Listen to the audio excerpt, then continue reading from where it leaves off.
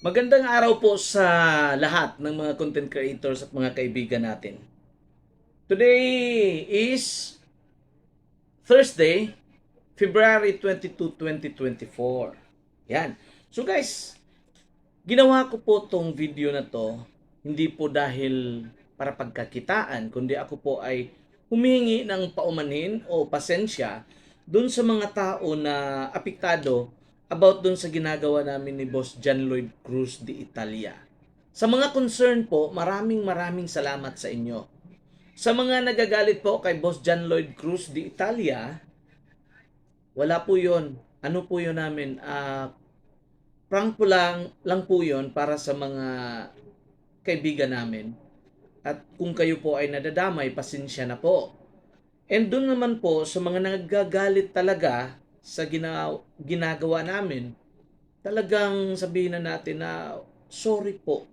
Sorry. Yun lang po yung masasabi ko, sorry. Kasi alam ko na as a content creator, meron din naman tayo ideas na ilalabas mula sa atin, and it's our it's our way of entertaining, kasi nga kinuha din namin yung emosyon nung mga kaibigan namin, yung ka-team namin, yung ng Team JLC po.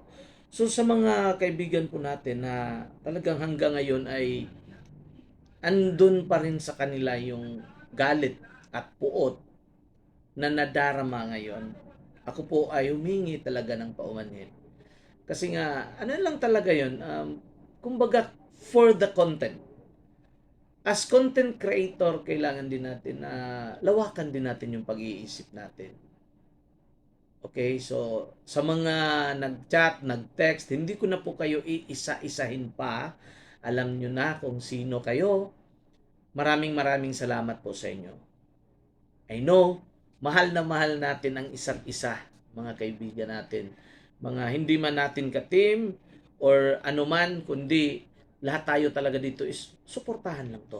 No, di ba?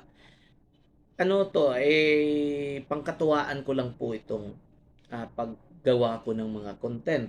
But, ito po ay talagang, kung may kitaan man, meron nga naman, ay bonus na yon. Pero yung pakikipagkaibigan, pakikisama, pakikitungo ko sa inyo, yun po ay galing dito sa puso ko. Pasensya sa lahat ng mga nasaktan, pasensya sa lahat ng mga nagagalit, and pasensya sa mga nagiging biktima. And thank you also to Ma'am Zia Diaz na yung amore ni Boss John Lloyd Cruz de Italia na nakisabay na rin. No, di ba? Sa lahat ng mga kaibigan, I'm sorry talaga. Yun lang. Pero hindi naman namin talaga gusto na anong tawag dito, patagalin pa or pahabain pa yung storya. Gusto lang namin na hanggang dun lang. I-surprise kumbaga. Ang daming na sorpresa, ang daming concern, lahat ng mga kaibigan ko, kaibigan ni Boss John Lloyd. Pero yung galit nila, talagang nagpadala pa sila ng tala. No? Sir Junior Baliti Soriano, sir. And to Inday Honey-chan Aquino, salamat po sa inyo. Dahil kagabi, nag-live po kami ni Boss John Lloyd Cruz at yun yung ginawa namin. Ang ipaalam, alam nyo ba kung ano yung naging plot namin or yung storyline nung aming kung paano namin i-reveal na yun ay prank lang?